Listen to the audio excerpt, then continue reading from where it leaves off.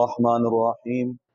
آج ہم پڑھیں گے الف لام و اضافت والا قانون۔ الف لام و اضافت والا قانون۔ ہر نون تنوین را بوقت دخول الف لام و اضافت حذف کردہ شود وجوباً و نون تثنیہ و جمع بوقت اضافت حذف کردہ شود وجوباً۔ ہر وہ کلمہ، ہر نون تنوین کو الف لام کے دخول اور اضافت کے وقت حذف کیا جاتا ہے وجوبی طور پر، اور نون تثنیہ اور جمع کو اضافت کے وقت حذف کیا جاتا ہے وجوبی طور پر۔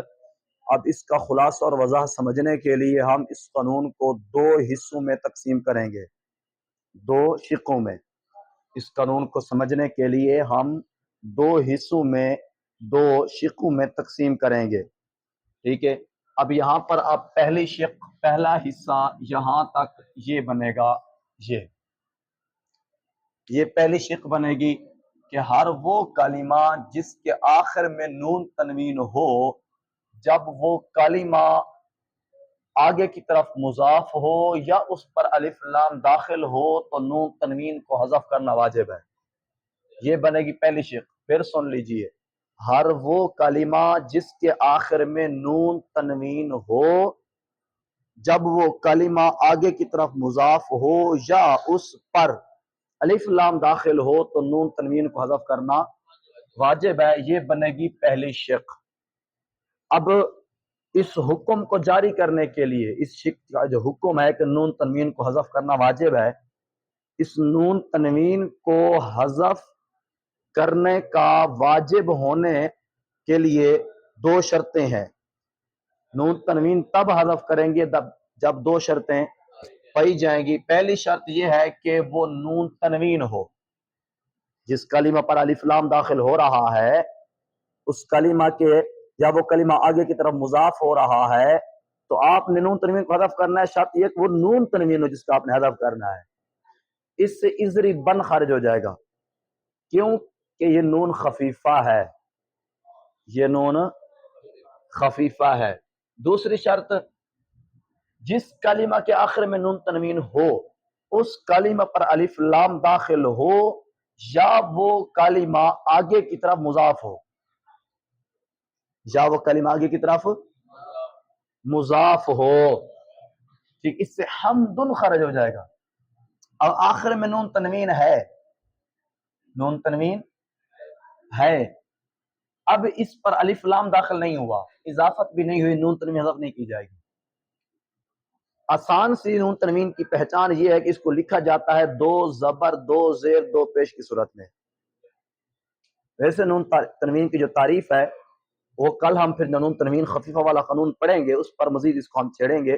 ابھی اتنا یاد رکھیں کہ نون تنوین کی پہچان اتنی کافی ہے کہ اس کو لکھا جاتا ہے دو زبر دو زیر دو پیش کے ساتھ، ٹھیک ہے جی۔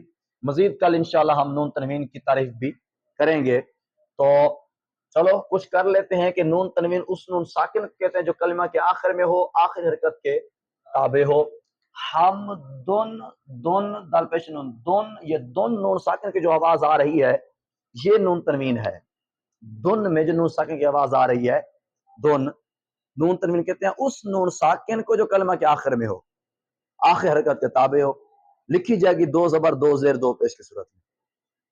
اس پر مزید انشاءاللہ کل بات کر لیں گے، ٹھیک آنے والے سبق میں۔ تو حمدن خارج ہو جائے گا کیونکہ نہ اس پر الف لام داخل ہوا ہے، نہ یہ کلمہ آگے کی طرف مضاف ہوا ہے، لہٰذا اس پر اب یہ حکم جاری نہیں ہوگا کہ ہم نون تنوین کو حذف کر دیں، یہ حکم جاری نہیں کریں گے۔ تب کریں گے اب دونوں شرطیں پائی جائیں گی۔ مطابقی مثالیں، دونوں شرطیں پائی جائیں، قانون جاری کریں، اس کی مثال پہلے الف لام کے دخول کی مثال، الف لام کے دخول کی مثال، جیسے الحمد اصل میں تھا حمدن، حمدن۔ اب دیکھیں ہم نے کہا ہر وہ کلمہ جس کے آخر میں نون، جس کے آخر میں نون تنوین، جب اس پر الف لام داخل ہو تو نون تنوین کو حذف کرنا۔ اب اس پر الف لام جو ہی داخل کیا تو نون تنوین کو، اور دون دال پیش نون، دون جو نون ساکن پڑی جائے وہ نون تنوین ہے، لکھی گئی دو پیش کی صورت میں، اس نون کو ساکن حذف کر دے نون تنوین کو، یہ بن جائے گا الحمد، ٹھیک ہے جی۔ اضافت کی مثال، جیسے غلام غلام زیدن، اصل میں تھا غلامن، غلامن، سمجھ آ رہی ہے بات؟ اصل میں کیا تھا؟ غلامن۔ اب دیکھیں کلمہ آخر میں نون تنوین ہے، جو ہی یہ کلمہ آگے کی طرف مضاف ہوگا تو نون تنوین کو حذف کرنا واجب ہو جائے گا، یہ پہلی شکل لگ جائے گی۔ آگے کی طرف اس کو مضاف کیا زید کی جانب، اب تنوین، اب غلام من زید نہیں پڑھیں گے، غلام زیدن، غلام الف لام داخل ہوا تو بھی نون تنوین گر گئی، غلام آگے طرف مضاف ہوا تو بھی نون تنوین۔ علامہ ابن حاجب جب آپ نے کافیہ لکھی تھی تو اس وقت کے علماء آ کر پوچھنے لگے کہ چیک کریں کہ وہ کس طرح کا عالم ہے، اتنی بڑی کتاب لکھ ڈالی، کیا اس کو درس میں نصاب میں شامل کیا جائے نہ کیا جائے؟ تو چیک کرنے کے لیے بہت بڑا عالم آیا، تو آپ نے دیکھا کہ آپ چھوٹی عمر تھی، بچوں کے ساتھ آپ کھیل رہے تھے، تو وہ آ کر سلام کیا سوالیہ انداز میں، اس نے کہا السلام علیکم، السلام علیکم کہا، ٹھیک ہے جی، السلام، تنوین پڑھی اس نے، الف لام بھی پڑھا تنوین بھی پڑھی، حالانکہ الف لام آ جائے تنوین نہیں آ سکتی، الف لام نون تنوین کو گرا دیتا ہے، یہ قانون۔ تو اس نے پڑھا السلام علیکم، سلام تھا اور سوال تھا، چیک کرنا چاہتے تھے کہ علامہ ابن حجر کتنے بڑے عالم ہیں، تو آپ نے جواب دیا وعلیکم السلام یا جامع التنوین والف لام والالف واللام، اے تنوین اور الف لام کو جمع کرنے والے وعلیکم السلام، ٹھیک ہے جی۔ تو اس وقت اس طرح علامہ ابن حاجب کو چیک کیا گیا اور پھر ان کی کتاب کو درس نظامی کے نصاب میں شامل کیا گیا، ٹھیک ہے۔ تو یہ مطلب یہ تھا کہ الف لام آ جائے تو نون تنوین نہیں رہے گی، اب السلام نہیں ہے، السلام ہے، سمجھے بات نہیں ہے؟ یہ تھی پہلی شق۔ دوسری شق، ہر وہ کلمہ جس کے آخر میں نون تثنیہ یا نون جمع ہو، جب وہ صیغہ تثنیہ کا یا وہ صیغہ جمع کا آگے کی طرف مضاف ہو تو نون تثنیہ اور نون جمع کو حذف کرنا واجب ہے، ان کو خاموش کریں، ٹھیک ہے جی، نون تثنیہ نون جمع کو حذف کرنا واجب ہے جب ہر وہ کلمہ جس کے آخر میں نون تثنیہ ہو یا نون، مولانا، نون تثنیہ یا نون، وہ صیغہ تثنیہ کا یا وہ صیغہ جمع کا آگے کی طرف مضاف ہو تو نون تثنیہ کو اور نون جمع کو حذف کرنا۔ اب یہ حکم کیا بنے گا کہ نون تثنیہ حذف کرنا ہے، نون جمع کو، نون تثنیہ کو حذف کرنے کے لیے، نون جمع کو حذف کرنے کے لیے دو شرطیں ہیں۔ پہلی شرط یہ ہے کہ آپ وہ نون تثنیہ حذف کریں گے، نون جمع حذف کریں گے، شرط یہ کہ ہو تو نون تثنیہ، ہو بھی نون جمع۔